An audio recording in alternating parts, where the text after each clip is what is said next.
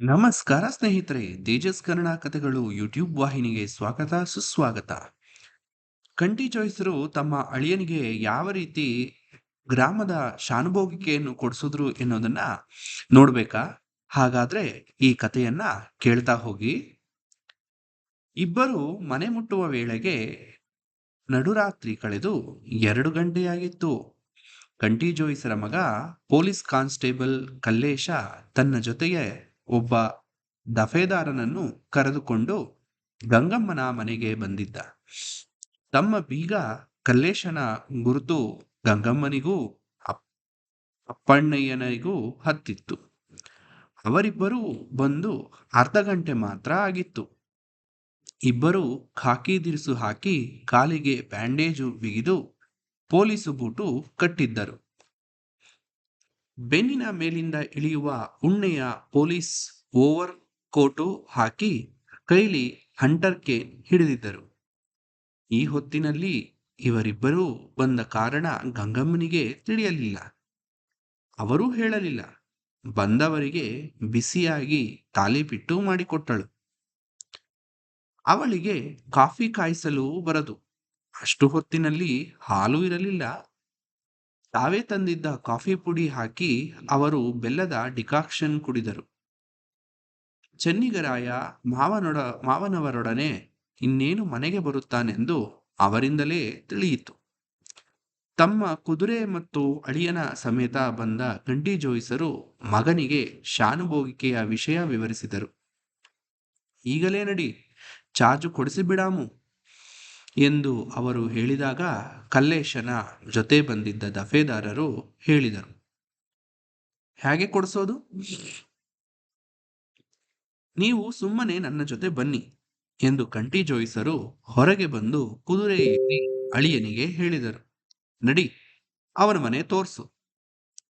ಚೆನ್ನಿಗರಾಯನಿಗೆ ಏನೂ ತಿಳಿಯಲಿಲ್ಲ. ಒಂದು ರೀತಿಯ ಭಯವಾಯಿತು. ಏಕೆ ಎಂದು ಕೇಳಿದರೆ ಅವರು ಏನನ್ನುವರೋ ಎಂಬ ಮತ್ತೊಂದು ರೀತಿಯ ಹೆದರಿಕೆ ಬೇರೆ. ಅವನು ಮುಂದೆ ಮುಂದೆ ನಡೆದ. ಹಿಂದೆ ಕುದುರೆಯ ಮೇಲೆ ಕಂಠಿ ಜೋಯಿಸರು. ಎರಡು ಪಕ್ಕಕ್ಕೂ ಇಬ್ಬರು ಪೊಲೀಸು ಆಸಾಮಿಗಳು. ಶಿವಲಿಂಗೇಗೌಡನ ಮನೆಯ ಮುಂದೆ ಬಂದು ನಿಂತ ಮೇಲೆ ಜೋಯಿಸರು ಬಾಗಿಲು ಬಡಿದು ಅವನನ್ನ ಎಬ್ಸು ಎಂದರು. ಚೆನ್ನಿಗರಾಯ ಬಾಗಿಲು ಬಡಿದಾಗ ಒಳಗಿನಿಂದ ಶಿವಲಿಂಗನ ಹೆಂಡತಿ ಯಾರೋ ಎಂದು ಕೂಗಿದಳು. ನಾನ್ ಕಣ್ ಶಿವಮ್ಮ, ಶಿವಲಿಂಗೇಗೌಡ್ರನ್ನ ಎಬ್ಸು ಎಂದು ಚೆನ್ನಿಗರಾಯ ಹೇಳುವಷ್ಟರಲ್ಲಿ ಒಳಗಿನಿಂದ ಎಚ್ಚರವಾಗಿ ಅವನೇ ಬಂದು ಬಾಗಿಲು ತೆಗೆದು ನಿದ್ದೆಗಣ್ಣಿನಲ್ಲಿ, ಇದೇನಯ್ಯ, ಈಟೊತ್ನಲ್ಲಿ ನಿದ್ದೆ ಕೆಡಿಸ್ತೀಯಾ? ನಿಂಗ್ಯಾರು ಹೇಳೋರ್ ಕೇಳೋರ್ ಇಲ್ವಾ ಎನ್ನುತ್ತಿದ್ದವನೇ ಭಾರೀ ಕುದುರೆಯ ಭೀಮಸವಾರನನ್ನು ಪೊಲೀಸರನ್ನು ಕಂಡ ತಕ್ಷಣ ಎದೆಯ ಹೊಡೆತ ಗಕ್ಕನೆ ನಿಂತಂತೆ ಆಗಿ ಮಾತನ್ನು ಅಲ್ಲಿಗೇ ನಿಲ್ಲಿಸಿದ.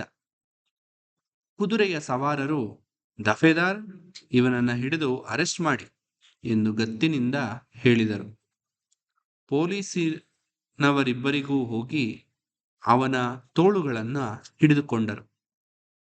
ಒಳಬಾಗಿಲಿನಲ್ಲಿಯೇ ಇದ್ದ ಶಿವಮ್ಮ, ಅಯ್ಯೋ ಕೆಟ್ನಲ್ಲೋ ಶಿವನೇ, ನನ್ನ ಗಂಡ ಏನ್ ಮಾಡಿದ್ದಾತ್ಯಪ್ಪ ಎಂದು ಕೂಗಿಕೊಳ್ಳುವಷ್ಟೇ ಕಲ್ಲೇಶ, ಬಾಯಿ ಬಿಟ್ರೆ ನಿನ್ನೂ ಹಿಡ್ಕಂಡು ಹೋಗಿ ಬೇಡಿ ಹಾಕ್ತೀವಿ, ಮುಚ್ಚು ಎಂದ.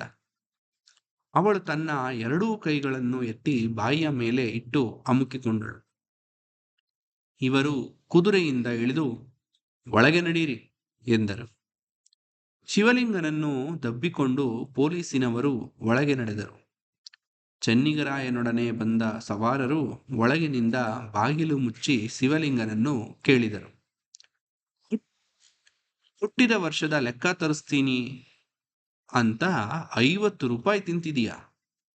ನಮ್ಗೆ ಕಂಪ್ಲೇಂಟ್ ಬಂದಿದೆ, ನಿನ್ನ ಫಾಸಿ ಹಾಕಿಸ್ಬಿಡ್ತೀವಿ, ಬದ್ಮಾಶ್ ಬೋಳಿ ಮಗನೇ. ಚೆನ್ನಿಗರಾಯ ಅದು ಹೊಕ್ಕಳ್ಳಿ ಬಿಡಿ ಎನ್ನುತ್ತಿದ್ದಂತೆಯೇ ಸವಾರರು ಅವನ ಕಡೆ ತಿರುಗಿ, ನೀನು ಬಾಯಿ ಮುಚ್ಚು ಎಂದರು. ಅವನು ಶಿವಮ್ಮನಂತೆ ಕೈಗಳನ್ನು ಬಾಯಿಯ ಮೇಲೆ ಇಟ್ಟುಕೊಂಡ. ಅವರು ಶಿವಲಿಂಗನ ಕಡೆ ತಿರುಗಿ, ಇದು ರಾಜ ಸರ್ಕಾರ, ದಿವಾನ್ ಮಿರ್ಜಾ ಸಾಹೇಬ್ರ ಹುಕುಂ ಗಾಂಚಲಿ ಚಲ್ತಾ ನೈ, ವಾರೆ ಬ್ಯಾಂಚೋತ್, ಬಾಡ್ಕಾ, ಬೋಸುಡಿ ಮಗನೇ, ಸರ್ಕಾರದ ಹೆಸರು ಹೇಳಿ ತಿಂತಿದೀಯಾ? ನಿನ್ನ ಗಲ್ಲಿಗೇರಿಸಬೇಕು ಅಂತ ಯುರೋಪಿಯನ್ ಇಂಗ್ಲಿಷ್ ದೊರೆಗಳಿಂದ ಆರ್ಡರ್ ಬಂದಿದೆ. ಇಸ್ಕೋ ಹಾತ್ ಬೇಡಿ ಲಗಾವೋ ಎನ್ನುತ್ತಿದ್ದಂತೆ ಶಿವಲಿಂಗ ಥರಥರ ನಡುಗಿ ಹೋದ. ಅವನ ಹೆಂಡತಿ ಹಾಗೆಯೇ ನೆಲಕ್ಕೆ ಕುಸಿದು ಇವರಿಗೆ ಅಡ್ಡ ಬಿದ್ದಳು. ಆ 50 ಬೆಳ್ಳಿಯ ರೂಪಾಯಿ ತಗೊಂಡ್ವಾ ಎಂದು ಸವಾರರು ಹೇಳಿದರು. ಶಿವಲಿಂಗ ಕಬ್ಬನದ ಪೆಟ್ಟಿಗೆಲೈತೆ, ಬಾ ಬಾಕುಲ್ ತೆಗೆದು ಕೊಡೆ ಎಂದ. ಅವಳು ಹಾಸಿಗೆಯ ಕೆಳಗಿದ್ದ ಬೀಗದ ಕೈಯಿಂದ ಪೆಟ್ಟಿಗೆಯ ಬೀಗ ತೆಗೆದು 50 ಬೆಳ್ಳಿಯ ರೂಪಾಯಿಗಳನ್ನು ಎಣಿಸಿ ತಂದು ಒಪ್ಪಿಸಿದಳು. ಇನ್ಸ್ಪೆಕ್ಟರ್, ಈ ದುಡ್ಡು ತಗೊಂಡು ಜೇಬಿನಲ್ಲಿ ಇಟ್ಕೊಳ್ಳಿ, ನಾಳೆ ಟ್ರೆಜರಿಗೆ ಕಟ್ಟಬೇಕು ಎಂದು ಸವಾರರು ಹೇಳಿದ ತಕ್ಷಣ ದಫೇದಾರರು ಅದನ್ನು ಜೇಬಿಗೆ ಸೇರಿಸಿದರು. ಸವಾರರು ಮುಂದಿನ ಪಾಯಿಂಟ್ಗೆ ಬಂದರು. ಬರಾವರ್ದಾರಿಗೆ ಶಾನ್ಭೋಗ್ಗೆ ಕೊಡಲ್ಲ ಅಂತ ತರ್ಲೆ ಮಾಡ್ತೀಯಾ? ಯಾಕೋ ಬೇಕೂಫ್ ಬೋಸುಡಿ, ಬ್ಯಾಂಚೋತ್ ಬಾಡ್ಕೋ, ಬೋಳಿ ಮಗನೆ. ಇಲ್ಲ ಎಂದ ಶಿವಲಿಂಗ ತೊದಲಿದ. ಅವನ ಕೈ ಬಿಡಿ, ಸವಾರರು ಹುಕುಂ ಮಾಡಿದರು. ಪೊಲೀಸರು ಅವನ ತೋಳುಗಳನ್ನು ಬಿಟ್ಟ ಮೇಲೆ, ಒಂದು ಗಜ ಕಾಗದ, ದೌತಿ ಸ್ಟೀಲು ತಗೊಂಡು ಕೂತ್ಕೋ ಎಂದರು. ಶಿವಲಿಂಗ ಹಾಗೆಯೇ ಮಾಡಿದ ಮೇಲೆ ಒಂದು ಸಲ ಹುಲಿಯಂತೆ ಹುಂಕರಿಸಿ ಹೇಳಿದರು, ನಾನು ಹೇಳದ ಹಾಗೆ ಬರಬೇಕು ಬ್ಯಾಂಚೋತ್. ಹ್ಞೂ.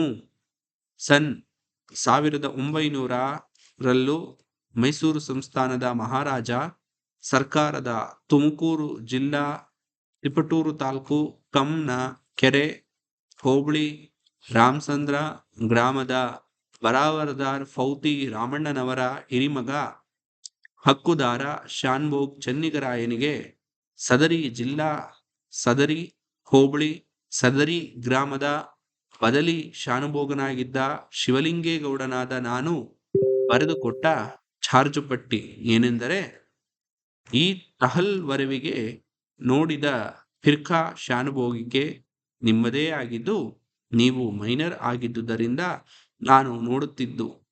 ಈಗ ನೀವು ಮೆಜಾರ್ಟಿಗೆ ಬಂದು 1.5 ವರ್ಷವಾಗಿರುವುದರಿಂದ ಸದರಿ ಚಾರ್ಜನ್ನ ಈ ದಿನ ನಿಮಗೆ ಕೊಟ್ಟು ದಾಖಲು ಪತ್ರವೆಲ್ಲ ತಮಾಮ್ ನೀವು ಜಡ್ತಿ ಮಾಡಿಕೊಂಡ ಮೇರೆಗೆ ವಹಿಸಿಕೊಟ್ಟಿದ್ದೇನೆ ಎಂಬುದರಲ್ಲಿ ನನ್ನ ತಕರಾರು ಏನೂ ಇಲ್ಲ. ಅಷ್ಟೇ ಅಲ್ಲದೆ ನನಗೆ ಸಖತ್ ಖಾಯಿಲೆ ಆಗಿ ಸರ್ಕಾರಿ ಕೆಲಸ ನೋಡೋಕೆ ಸಾಧ್ಯವಿಲ್ಲವಾದಿರುವುದರಿಂದ ಸರ್ಕಾರದಿಂದ ಮೇಲಿನ ಹುಕುಂ ಬರುವ ಮೊದಲೇ ನಿಮಗೆ ಎಲ್ಲ ವಹಿಸಿದ್ದೀನಿ, ನೀವು ಎಲ್ಲಾನು ನೋಡಿಕೊಳ್ಳುವುದು ಎಂದು ಬರೆದುಕೊಟ್ಟ ಚಾರ್ಜು ಪಟ್ಟಿ ವಿವರಗಳು. 1ನೇ ನಂಬರ್ ಖಾತೆವಾರ್ ಪತ್ರಿಕೆ, 2ನೇ ನಂಬರ್ ಬಂಜರ್ ತಕ್ತೆ ಇತ್ಯಾದಿ 12 ನಮೂನೆ ಲೆಕ್ಕಪತ್ರಗಳು. ಬದಲಿ ಶಾನುಭೋಗ್ ಶಿವಲಿಂಗೇಗೌಡನ ರುಜು. ಚಾರ್ಜು ಪಟ್ಟಿಯನ್ನು ತಮ್ಮ ಕೈಗೆ ತೆಗೆದುಕೊಂಡ ಮೇಲೆ ಅವರು ಹೇಳಿದರು, ಲೆಕ್ಕದ ಪುಸ್ತಕ ಎಲ್ಲ ತಂದಿಡು.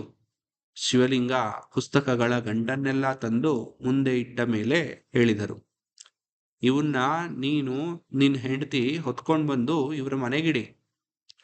ಶಿವಲಿಂಗ, ಅವನ ಹೆಂಡತಿ, ಅಷ್ಟರಲ್ಲಿ ಎದ್ದು ಹೆದರಿ ನಡುಗುತ್ತಾ ನಿಂತಿದ್ದ ಅವನ ಮಕ್ಕಳು ಎಲ್ಲರೂ ಲೆಕ್ಕದ ಕಟ್ಟುಗಳನ್ನು ಹೊತ್ತುಕೊಂಡು ಚೆನ್ನಿಗರಾಯನ ಮನೆಗೆ ಹಾಕಿದ ಮೇಲೆ, ಬಾಳ ಅಳ್ಳಾಡ್ಸಿದ್ರೆ ನಿಕಾಲ್ ಮಾಡ್ಬಿಡ್ತೀನಿ, ಎರಡೂ ಮುಚ್ಕೊಂಡು ಮನೆಗೆ ಹೋಗಿ ಮಲ್ಕೋ, ಪೊಲೀಸ್ನೋರು ಇಲ್ಲೇ ಗಸ್ತು ಹೊಡಿತಾರೆ ಎಂದರು. ಶಿವಲಿಂಗ ಹೆಂಡತಿ ಮಕ್ಕಳೊಡನೆ ಮನೆಗೆ ಹೋಗಿ ಬಾಗಿಲು ಹಾಕಿಕೊಂಡು ಮಲಗಿದ. ಅನಿರೀಕ್ಷಿತವಾಗಿ ಹೀಗೆ ಸ್ವಪ್ನದಲ್ಲಿ ನಡೆದು ಹೋದಂತೆ ಇಷ್ಟೆಲ್ಲ ಆದುದು ಅವನನ್ನು ನಡುಗಿಸಿಬಿಟ್ಟಿತ್ತು. ಆದರೆ ತಮಗೆ ಹೆಚ್ಚಿಗೆ ಯಾವ ತೊಂದರೆಯೂ ಆಗಲಿಲ್ಲವೆಂದು ಅವನ ಹೆಂಡತಿ ಸಮಾಧಾನಪಡಿಸಿದಳು. ಪೊಲೀಸಿನವರಿಬ್ಬರಿಗೂ ಮಲಗಿ ನಿದ್ದೆ ಮಾಡಿದರು. ಗಂಗಮ್ಮ, ಅಪ್ಪಣ್ಣಯ್ಯ, ಚೆನ್ನಿಗರಾಯರು ಅಡಿಗೆಯ ಮನೆಯಲ್ಲಿ ಮಲಗಿದರು. ಚೆನ್ನಿಗರಾಯನಿಗೆ ನಿದ್ದೆ ಬರಲಿಲ್ಲ. ಏನೋ ಒಂದು ರೀತಿಯ ಗಾಬರಿಯಿಂದ ಜ್ವರ ಬಂದಂತೆ ಆಗಿತ್ತು. ಕಂಟಿ ಜೋಯಿಸರು ರಾತ್ರಿ ಮಲಗಿದರೋ ಇಲ್ಲವೋ ಯಾರೂ ನೋಡಲಿಲ್ಲ. ಅವರಿಗೆ ಹಸಿವಾಗಿದ್ದಿರಬಹುದು.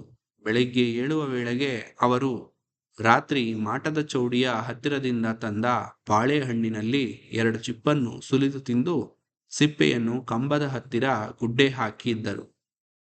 ಬೆಳಗ್ಗೆ 7 ಗಂಟೆಗೆ ಅಪ್ಪಣ್ಣಯ್ಯನನ್ನು ಕೂಗಿ ಕುಳವಾಡಿಯನ್ನು ಕರೆದುಕೊಂಡು ಬರುವಂತೆ ಹೇಳಿದರು. ಅವನು ಬಂದ ತಕ್ಷಣ ಹುಕುಂ ಮಾಡಿದರು.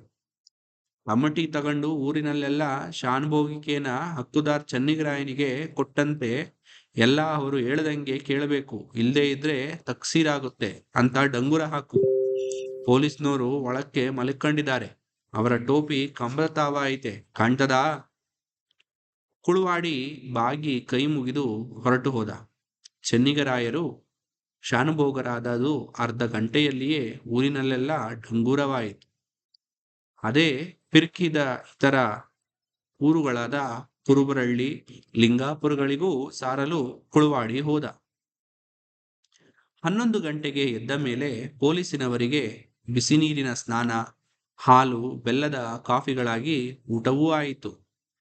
ಕಲ್ಲೇಶನ ಸಂಗಡ ಬಂದಿದ್ದ ದಫೇದಾರರಿಗೆ 21 ರೂಪಾಯಿ ಬಿಟ್ಟು ಉಳಿದ 28 ಕೈಲಿ ತೆಗೆದುಕೊಂಡು ಕಂಟಿ ಜೋಯಿಸರು ಕುದುರೆ ಏರಿ ಶೇಕ್ದಾರರನ್ನು ಕಂಡು ಶಾನುಭೋಗಿಕೆ ಬದಲಿಯನ್ನು ಕ್ರಮಪಡಿಸಲು ಕಂಬನಕೆರೆಗೆ ಹೋದರು. ಊಟವಾದ ಮೇಲೆ ಕಲ್ಲೇಶ ಮತ್ತು ದಫೇದಾರರು ಶ್ರವಣಬೆಳಗೊಳಕ್ಕೆ ಪ್ರಯಾಣ ಮಾಡಿದರು. ರಾತ್ರಿ 10 ಗಂಟೆಯ ಹೊತ್ತಿಗೆ ಕಂಟಿ ಜೋಯಿಸರು ಕುದುರೆಯ ಮೇಲೆ ಹಿಂತಿರುಗಿ ಬಂದು ನೋಡುತ್ತಾರೆ. ಹೊಸ ಶಾನುಭೋಗ ಚನ್ನಿಗರಾಯರಿಗೆ ಕೆಂಡಕ್ಕಿಂತ ಬಿಸಿಯಾಗಿ ಜ್ವರ ಬಂದಿದೆ. ಗಂಗಮ್ಮ ಮಗನ ತಲೆಗೆ ಪಟ್ಟು ಹಾಕಿ ಬಿಗಿಯಾಗಿ ಒಂದು ಅರಿವೆ ಬರಳಲು ಕಟ್ಟಿದ್ದಾಳೆ. ಚೆನ್ನಿಗರಾಯರು ಒಂದೇ ಸಮನೆ ತೊದಲು ಮಾತಿನಲ್ಲಿ ಬಡಬಡಿಸುತ್ತಿದ್ದಾರೆ. ಅಯ್ಯಯ್ಯೋ, ನಾನೇನು ಒದಲಿಲ್ಲ, ನನ್ನ ತಪ್ಪಾಯ್ತು ಕಣವ್ವ ಎಂಬ ಬಡಬಡಿಕೆ ಅವರಲ್ಲಿ ಯಾರಿಗೂ ಅರ್ಥವಾಗಲಿಲ್ಲ. ಓ ಅಲ್ಗೆ ಒಂದು ನೋಡಿದ ತಕ್ಷಣ ಕಂಟಿ ಜೋಯಿಸರಿಗೆ ಅದರ ಕಾರಣ ತಿಳಿಯಿತು. ಒಂದು ಓಲೆಗರಿ ತರಿಸಿ ಅದರ ಮೇಲೆ ಮಂಡಲ ಬರೆದು ಸುರುಳಿ ಮಾಡಿ ಅರಿಶಿಣದ ನೂಲು ಸುತ್ತಿ ಹೊಸೆದ ದಾರ ಬಿಗಿದು ಒಂದು ತೆಂಗಿನಕಾಯಿ ಒಡೆದು ಅದರ ನೀರನ್ನು 3 ಸುಲ ನೀವಾಳಿಸಿ ಫಳ್ ಎನ್ನುವಂತೆ ರೋಗಿಯ ಮುಖಕ್ಕೆ ಎರಚಿ ಓಲೆಗರಿಯ ತಾಯತವನ್ನು ಅವರ ಕೊರಳಿಗೆ ಕಟ್ಟಿ ಈಚಲು ಪೊರಕೆಯಿಂದ 3 ಸುತ್ತು ನೀವಾಳಿಸಿ ತಲೆಯ ಮೇಲೆ 4 ಬಡಿದರು. ಗಂಗಮ್ಮನಿಗೆ ಹೇಳಿ ಲವಂಗ, ಮೆಣಸು, ಶುಂಠಿಗಳ ಕಷಾಯವನ್ನು ಕುಡಿಸಿದರು. ಶಾನುಭೋಗರು ತೆಪ್ಪಗೆ ಮಲಗಿ ನಿದ್ರೆ ಮಾಡಿದರು. ನಾಳೆ ಬೆಳಗ್ಗೆ ಏಳುವ ವೇಳೆಗೆ ಜ್ವರ ಬಿಟ್ಟು ಹೋಗಿತು. ಸ್ನೇಹಿತರೆ, ಕಥೆಯನ್ನ ಇಲ್ಲಿಗೆ ನಿಲ್ಲಿಸೋಣ. ಮುಂದೆ ಕತೆ ಏನಾಗುತ್ತೆ ಅನ್ನೋದನ್ನ ನೆಕ್ಸ್ಟ್ ಎಪಿಸೋಡ್ನಲ್ಲಿ ನೋಡ್ತಾ ಹೋಗೋಣ. ಎಲ್ಲರಿಗೂ ಶುಭವಾಗಲಿ. ಶುಭ ದಿನ.